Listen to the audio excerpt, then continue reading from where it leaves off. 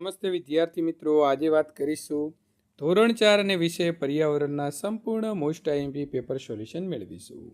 એ પહેલાં ચેનલની અંદર પ્રથમ વખત મિત્રો આવ્યા છો તો ચેનલને ખાસ સબસ્ક્રાઈબ કરી તમારા મિત્રો સુધી આ વિડીયોને શેર કરવાનું ભૂલશો નહીં. વિદ્યાર્થી મિત્રો, વિષય છે પર્યાવરણ, ધોરણ 4, સમય છે 8 થી 10 કલાકનો રહેશે. પ્રશ્ન નંબર 1 છે. અહીં નીચેના પ્રશ્નોના સવિસ્તાર તમારે જવાબ આપવાના છે. કોઈ પણ એક પ્રશ્નનો જવાબ તમારે લખવાનો રહેશે. તો વિદ્યાર્થી મિત્રો, આપણે જો અહીં જોઈએ તો અહીં આપણે પહેલો વરિયાળીનો ઉપયોગ વિશેની તમારી સમજ વિશે લખો. તો વરિયાળી પાચન શક્તિ સુધારવા અને મોઢાની દુર્ગંધ જે છે દૂર કરવા માટે શ્રેષ્ઠ ઔષધિનો મુખવાસ છે. આ ઉપરાંત તેની શીતળ પ્રકૃતિ શરીરની ગરમી ઘટાડવા અને આંખોનું તેજ વધારવા માટે પણ અત્યંત જરૂરી છે. હળદર વિશેનો કોયડો. પીળી પીળી હું દેખાઉં છું, રસોઈમાં હું વપરાવું છું, ખા લાગે તો હું રોજ લાવું છું, બોલો હું કોણ? તો સાચો જવાબ શું આવે? હળદર. પ્રશ્ન નંબર 2 સૂચના મુજબ કરવાનો છે. તો ખાલી જગ્યા પક્ષીનો અવાજ ચી ચી ચી છે. તો ચી ચી ચી કોણ બોલશે? ચકલી. દરજીડો તેનો માળો ક્યાં અને કેવી રીતે બનાવે છે? તો દરજીડો તેનો માળો સામાન્ય રીતે થોરના છોડ ઉપર અથવા તો કાંટાવાળી ઝાડીઓમાં 2 પાંદડાઓ વચ્ચે બનાવે છે.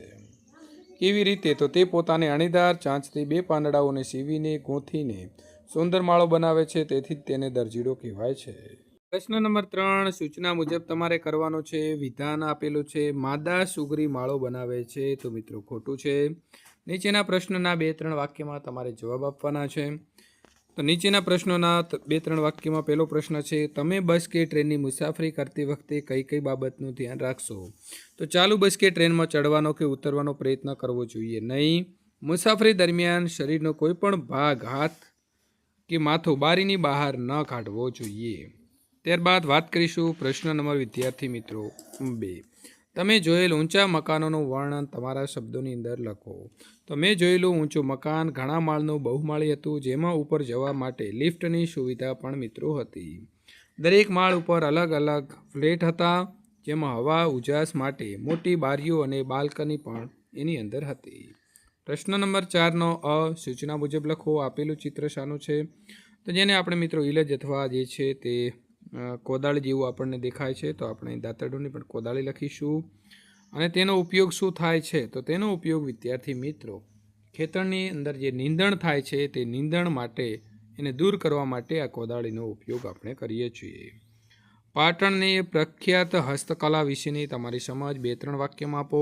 પાટણની પ્રખ્યાત હસ્તકલા પટોળા છે, જે સુંદર વણાટ અને ટકાઉપણા માટે આખા જગની અંદર વિખ્યાત છે.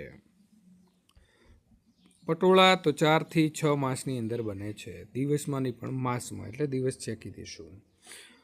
શાકભાજીને પાણી છાંટવાથી તો એ શું થશે? તો એ તાજો રહે છે. યાત્રાધામોની અંદર જ્યાં જમાડે છે તો તેને આપણે કહીશું અન્નક્ષેત્ર. અન્નક્ષેત્ર અને લગ્ન પ્રસંગમાં જમણવારમાં શું તફાવત હોય છે? તો અન્નક્ષેત્રમાં કોઈ પણ ભૂખ્યા કે જરૂરિયાતમંદ વ્યક્તિને નિઃશુલ્ક મફત ભોજન આપવામાં આવે છે અને તે સેવાના હેતુથી ચાલે છે.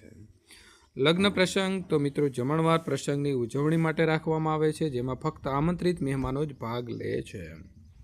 ત્યાર પછી બંધબેસતા જોડકાની વાત કરીશું. તો તજ. તો તજ એ મારો સ્વાદ કેવો છે? ત્રીખો છે. રાઈ તો મારો આકાર છે એ ગોળ છે. નીચેના વિકલ્પમાંથી સાચો વિકલ્પ પસંદ કરવાનો છે. ખરબચડી સપાટીવાળું ફળ નીચેનામાંથી કયું છે? તો કયું આવે? અનાનસ. કોઈ પણ એક પ્રશ્નનો જવાબ આપવાનો છે. જલ્દી બગડી જાય એવા શાકભાજીના નામ. 2 શાકભાજી અને 2 ફળો. તો પાલક, જેને આપણે ભાજી, અને મિત્રો ટામેટાં કહીએ છીએ. ફળની વાત કરીએ તો કેળા અને દ્રાક્ષ. શાકભાજી તથા ફળનો લાંબા સમય સાચવવા તમારા ખાતે ઉપાયો કયા કરે છે? તો કોમેન્ટમાં તમારે લખવાનું છે. પ્રશ્ન નંબર 8 સૂચના મુજબ તમારે મિત્રો જવાબ આપવાના છે. સાચો વિકલ્પ કરો પસંદ. મારા પ્રદેશમાં માત્ર રેતી જ રેતી હોય છે, તો બોલો હું કોણ? તો એને શું કહેવાય? રણ પ્રદેશ. રણ પ્રદેશમાં વૃક્ષો ઓછા હોય છે, કારણ આપો. તો રણ પ્રદેશમાં વરસાદ ખૂબ જ ઓછો પડે છે, જેના કારણે જમીનમાં પાણીની અછત હોય છે. ત્યાંની રેતાળ જમીન અતિશય ગરમીને કારણે સામાન્ય વૃક્ષો ઉગી શકતા નથી. પ્રશ્ન નંબર 9 નીચેના પ્રશ્નોના તમારે જવાબ આપવાના છે. પાણીનો ઉપયોગ અટકાવવા માટે તમે શું કરશો? તો બ્રશ કરતી વખતે કે હાથ ધોતી વખતે નળ ચાલુ ન રાખવા. ટપકતા નળને આપણે જલ્દી રિપેર કરાવીશું. રાષ્ટ્રીય તહેવારોના નામ અને તારીખ: સ્વતંત્રતા દિવસ 15મી ઓગસ્ટ, પ્રજાસત્તાક દિવસ 26મી જાન્યુઆરી 1950. તમારા ઘરની અંદર કઈ કઈ બાબતમાં સ્વચ્છતા જાળવવામાં આવે છે? તો ઘરના દરેક ખૂણે દરરોજ કચરા પોતું કરીને સફાઈ કરવામાં આવે છે. રસોડામાં વપરાતા વાસણો અને પ્લેટફોર્મને દરરોજ સાફ કરવામાં આવે છે. તમારા ઘરના મોટા ભાગના નિર્ણય કોણ લે છે? નિર્ણયો બીજું કોઈ લે ત્યારે કેવી લાગણી અનુભવાય છે? તો મારા ઘરમાં મોટા ભાગના નિર્ણયો મારા ઘરના વડીલો જેમ કે પપ્પા અથવા દાદા જે છે તે સાથે મળીને લે છે. અહીં આપણને નકશો આપ્યો છે. તમારા તાલુકોની દક્ષિણે આવેલો તાલુકો દર્શાવો. તો મારો દાખલા તરીકે મિત્રો અહીં ટંકારા છે, બરાબર, તાલુકો છે. તો એની બાજુમાં કયો આવેલો છે? તો વાંકાનેર. હવે તમારે તમારા તાલુકાનું નામ લખવાનું છે અહીં, અને એના બાજુનો તમારે તાલુકો લખવાનો.